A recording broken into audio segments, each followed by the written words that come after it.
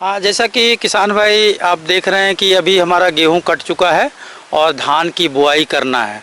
धान की खेती रोपाई और सीधी बुवाई से की जाती है। रोपाई करने में पानी अधिक लगता है और लागत बढ़ती है, जबकि सीधी बुवाई में लागत बहुत कम आती है। ऐसे में अगर उपज की बात करें तो सीधी बुवाई की तुलना में रोपाई की गई फसल से अधिक उपज मिलती है। लेकिन आज सीधी बुवाई के लिए सीड ड्रिल का प्रयोग होने से सीधी बुवाई से भी अच्छी उपज मिल रही है। आज ना तो आसानी से श्रमिक मिल रहे हैं और ना ही सही समय पर वर्षा हो रही है। ऐसे में धान की सीधी बुवाई काफी कारगर है।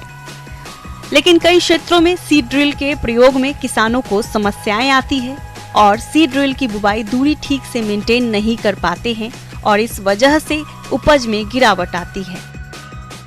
जो सीड ड्रिल है हमारा वो 9 टाइन, 11 टाइन, 13 टाइन होती है।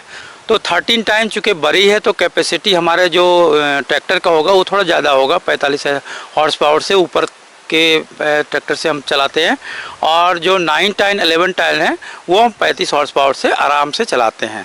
तो जैसा कि किसान भाई अभी देख रहे हैं कि धान की बुआई कर रहे हैं, अगर धान की सीधी बुआई करना है तो हम लोग सीड ड्रिल से भी करते हैं। अगर आप धान की सीधी बुवाई करने जा रहे हैं तो रेतीली जमीन पर सीधी बुवाई कभी ना करें, क्योंकि इसमें लोहे की कमी होती है। इसलिए हमेशा रेतीली दोमट और गाद दोमट जैसी मिट्टियों में ही धान की सीधी बुवाई करें। सीधी बुवाई के समय सीड ड्रिल की सेटिंग ठीक से कर ले, जिससे सही जगह पर बीज गिरे और पौधे की आपसी दूरी उचित रहे। जब भी हम करेंगे तो सीड बॉक्स, एक उसमें जो सीड ड्रिल होता है उसमें सीड बॉक्स, फर्टिलाइजर बॉक्स होता है। और 9 टाइन या 11 टाइन से जनरली हमारे जो बिहार में होते हैं 9 टाइन और 11 टाइन से होते हैं। 13 टाइन जनरली पंजाब में, हरियाणा में बड़े बड़े किसानों को यूज़ करते हैं। तो हम लोग 9 टाइन, 11 टाइन में यूज़ करते हैं। तो सीड बॉक्स में सीड डाल दें। जो आप अगर सीड रेट रखते हैं, अगर 25 kg, 30 kg या फिर हाइब्रिड कोई छोटे दाना का है तो अगर आप 7 kg, 8 kg पर हेक्टेयर जो भी रखते हैं वो सीड हिसाब से आप पहले कैलिब्रेट कर दें।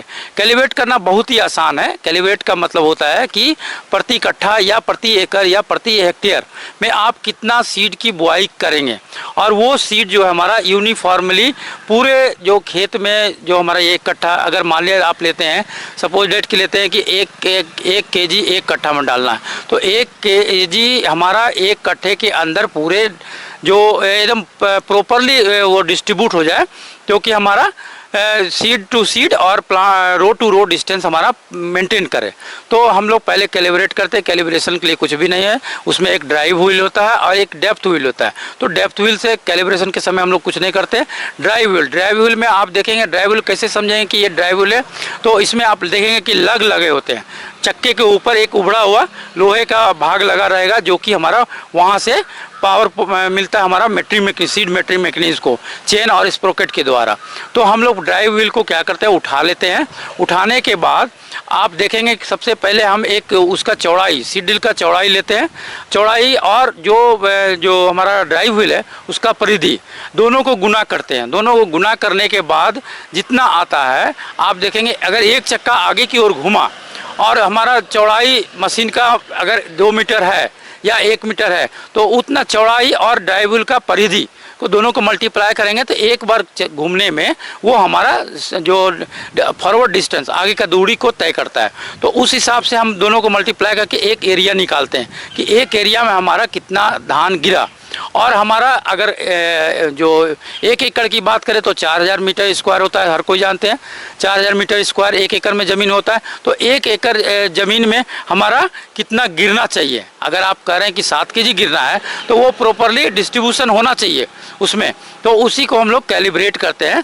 करने के बाद चक्के को घुमाते हैं। अगर 20 चक्कर या 25 चक्कर लगा लिए अपने हिसाब से चक्के को, और दोनों को मल्टीप्लाई करके जो एरिया है, अगर 20 किए तो 20 गुना 20 कितना गिरना चाहिए, तो एक छोटा यूनिट लेकर के उसके बाद हम लोग कैलिब्रेट करके सीधे बुआई के लिए हम जो ज़मीन हमारा धान का तैयार किए रहते हैं उसमें हम लोग लेके जाते हैं। सीड वाले बक्से में डाल दिए और पीछे जो हमारा लीवर है उसको फिक्स कर देते हैं कैलिब्रेशन करने के बाद। और उसके बाद जो हमारा मशीन है वो करीब 3 से 3.5 किलोमीटर प्रति आवर के हिसाब से हमारा वो ट्रैक्टर चलना चाहिए, जिससे कि हमारा जो फ्रूटेड रोलर है वो आसानी से हमारा सीड को ड्रॉपिंग अच्छी तरह से हमारे ज़मीन में करे और वो बुआई हो जाए। चूँकि अभी हमारे जो किसान भाई देख रहे होंगे कि बारिश का मौसम अभी थोड़ा देर से आ रहा है, बारिश नहीं हो रहा है, तो आप अगर बुआई कर दिए सीड ड्रिल से डायरेक्ट सीडेड, और उसके बाद आप जैसे ही पहला पानी उसमें पड़ेगा, पानी पड़ने के साथ सारा सीड वो जर्मिनेट कर जाएगा और जर्मिनेट कर जाएगा। लेकिन एक इसमें ड्रॉबैक है कि थोड़ा वीड ज़्यादा होता है, क्योंकि सीधी बुआई में जो खरपतवार है वो ज़्यादा आते हैं। तो खरपतवार को हम लोग पहले ही उसको मैनेज कर देते हैं, या तो हम पहले कोई जो खरपतवार नाशक या केमिकल से उससे मार देते हैं, या फिर हम खेत की तैयारी करते हैं उसमें खरपतवार को हटा देते हैं पूरी तरह। इस विधि से धान की खेती में खरपतवार की समस्या का अगर सही समाधान कर लेंगे तो आप अच्छी उपज ले सकते हैं। इसके लिए आप धान की बुवाई से 15-20 दिन पहले खेत की जुताई करके छोड़ दें। 1-2 बारिश के बाद खरपतवार निकलेंगे, जिन्हें बुवाई करने से पहले जुताई करके पलट दें। अगर ऐसा नहीं कर पाते हैं तो धान की बुवाई करने के 5 से 6 दिन पहले ग्लाइफोसेट दवा या 24 घंटे पहले पैराक्वाट का छिड़काव करके खरपतवारों को खत्म कर सकते हैं। या बुवाई करने के बाद 2 दिन के दौरान पेंडिमेथिलीन या प्रेटिलाक्लोर या ऑक्साडाइरिल खरपतवार नाशी का छिड़काव करके खरपतवारों को कंट्रोल कर सकते हैं। अगर आप इन सभी उपायों को नहीं अपना पा रहे हैं तो 15 से लेकर 30 दिन की फसल में भी खरपतवार नाशी दवाओं का छिड़काव कर सकते हैं। इन अवस्थाओं पर प्रयोग के लिए तमाम दवाएं बाजार में मौजूद हैं। तो अगर आप देखेंगे कि सीधी बुआई और जो पुरानी विधि है हमारा, उससे लगभग हम 30 से 35% तक हम बचत कर लेते हैं हमारा जो इनपुट में। और इनपुट में अगर बचत कर ले तो आपका जो खेती है वो लाभप्रद होगा ही। आगे